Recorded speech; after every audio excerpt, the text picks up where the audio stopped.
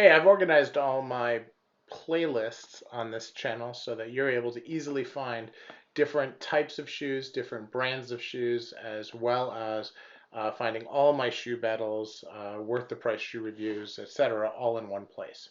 Enjoy. Hey everybody, Wisconsin Shoe Guy here, and today I'm going to do a boxing on an emerging brand called Fugashin. Now, this is not a new brand, but it's new to me and something that I was able to find recently. They're out of Vietnam, and I'm pretty happy with the job that they did. I picked up this pair, which is in kudu suede, and the experience that I had with them was really fantastic. I basically found a picture that they had posted of on the web, reached out to them, talked to them about the style that I like, the lasts that I like, and they came up with a way of putting it together for me. So as we go through the unboxing, then I'm going to talk a little bit about the shoes themselves and go from there.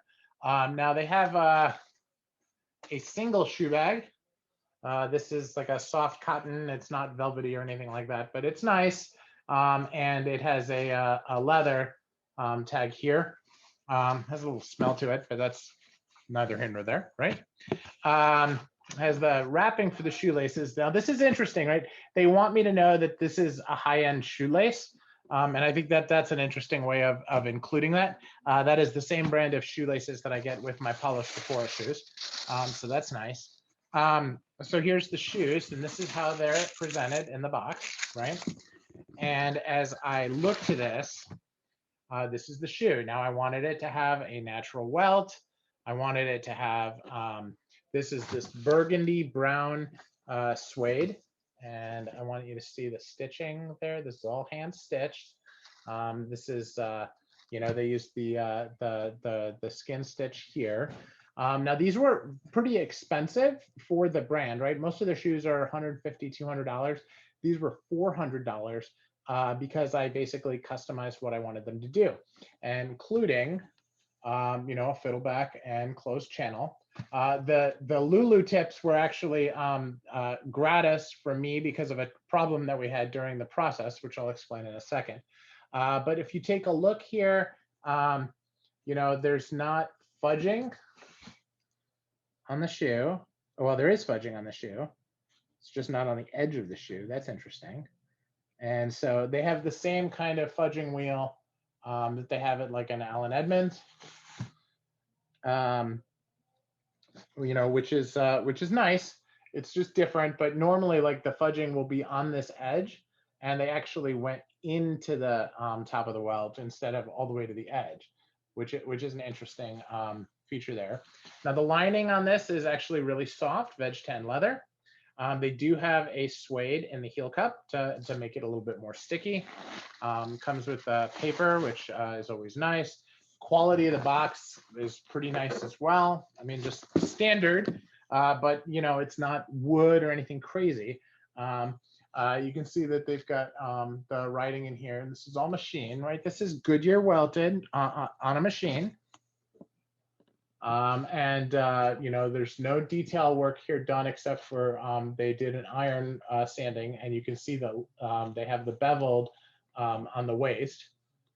So that's nice. Now the waist has the fiddleback line on it, but it's not carved thinner. It's the same width as it is at the toe. Single sole on this, right? So. If you look at the heel stack, part of the reason why I like having a natural edge is that you can see the heel stack really, really well. So I'm liking that. If you look at the heel cap, single piece of leather, small seam, okay, and a single blucher style of a split toe with a reverse toe, and then your beautiful hand sewn Norwegian weld, or not weld, but Norwegian stitch on the apron. Okay, so that's the one shoe. Then I open it up and pull the other one out.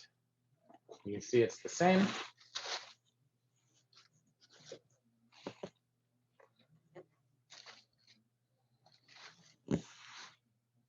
So excited about having these. You know, I have a number of suede split toes.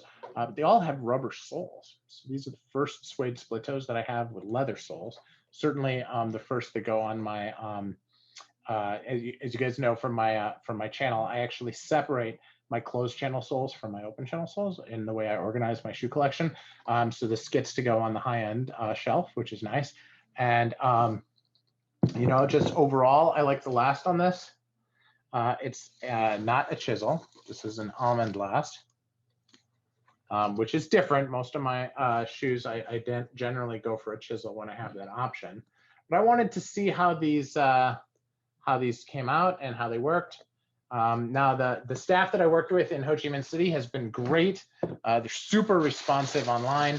I've been able to you know, reach out to them, ask questions. I actually had them share some info with me on the on the different type of stitch methods that are out there. So I was excited to see that as well. Now, what happened, and the reason that they did the Lulus for me for free, was that I had ordered these a few months ago, and they took a few weeks to come in or to be done. And they sent me pictures and everything was good. They spent a lot of time just like making sure everything was perfect, which is great. And they sent them to me. And then I get a note on Facebook, a messenger. They're like, hey, did you get your shoes? I'm like, no. You have a tracking number? And they went and they tracked them and they were gone. They were lost. So I don't know what happened. They don't know what happened. Certainly not a good proposition for them. Having this happen, shipping from Vietnam to the United States is not cheap, so they had to figure that out. These are actually shipped from Singapore. I have no idea how that works. It's not my concern, but happy to get them in any case. And so they had to go and they had to figure that out. And so they wound up having to remake the shoes. And because I had to wait the extra 3-4 weeks, they put the Lulu tips on them for me. So, you know, things happen, right? You order shoes online, they do their best. Sometimes mistakes happen. The way that you see the quality of a team is in how they react to problems, not that they have problems at all. And so I'm happy that they made right by it and that they did something in order to try to compensate me for the time. But at the same time, I certainly you know, I feel their pain. And what they had to go through in order to redo the shoes, you know, on their dime. So anyway, I want to thank Fugashin for the way they handled it, and I'm excited to wear these and see how they go. Now, Kudu is from an Antelope, and I've had Kudu shoes before, but the Kudu that I had was from Alden Edmonds on their Normandy boot, which when it was done in Kudu was called the Cane, C-A-E-N. And the Kudu was the thickest suede I ever had. It was probably this thick, and this represents the lining, the suede, and the piping. And so, you know, this is obviously a little different. You know, they charged me extra because Kudu is not one of their normal leathers, and you know, so they you know, wanted to do right by it. And so what I'm using is I'm using a suede brush, okay, and I'm just brushing the Kudu to see how the pile reacts. You know, you polish your shoes when you get them. When you have suede, what do? Well, I like to brush it when I first get it because it allows me to see the quality of the suede. Now I'm gonna have to do this with both shoes. Okay. Now, when you brush it, you have to wipe it off to get the stuff that flakes off and comes off. Now take a look at this. Okay. Very solid. Very good. It's got the little bit of loose pile, but not a lot. Okay. And again, the soles are just beautiful, right? And so real happy with that. Now this, it feels, it doesn't quite feel as soft and plush as the Alden Edmonds that I had, which is why I thought, you know, I'll do this. Now I do have a spray, which is like a water resistance spray. which I'll spray them with as well. You know, I'll go out on my front porch, spray the shoes, leave them there for an hour to dry, and then just put them on the shelf. I'll put trees in them first. I may wear them first, but that actually prevents staining, as well as just making them, you know, water resistant. Suede is not fragile. You know, a lot of people seem to think that, you know, if you get them wet, things are going to happen. But the water resistance really does make it so that water does not permeate the suede as easily. So, you know, if you're caught out in a shower, you just shake your foot and the water falls off, right? Which does make it a little bit easier. But I've had suede shoes in the rain get completely soaked, you know, just like leather shoes, right? We've all had it. And, you know, you do the same thing with them if they get really wet as you do with leather, other leather soles. Keep in mind, suede is leather. And you just simply put trees in them and you let them dry. You don't heat them. You don't do anything different. If you don't have trees, you stuff them with newspaper. But every time I've done that, and then with suede, you have to go over them with a brush. With like smooth leather, you have to polish them, right? And you brush them, you put Renovateur on, you brush them again, and if you need to, you put cream polish and wax on, right? And then they are good as new.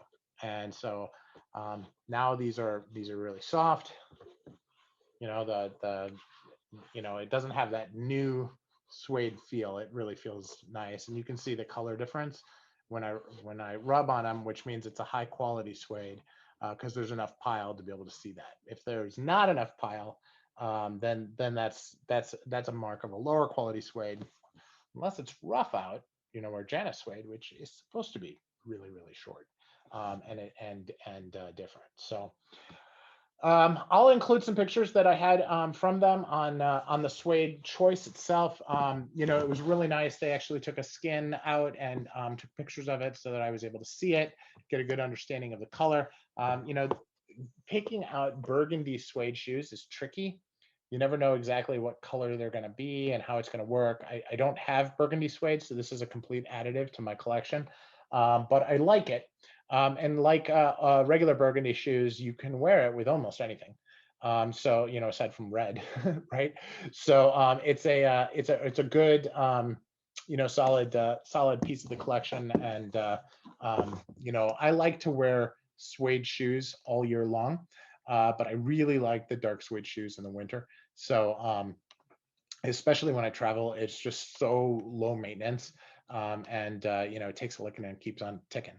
So just something that I like. So anyway, I hope you found that beneficial, and let me know what your thoughts are, and let me know if you have suede shoes and what kind that you like. I'm anxious to hear from you. And please don't give me a hard time about the mustache. It's Movember.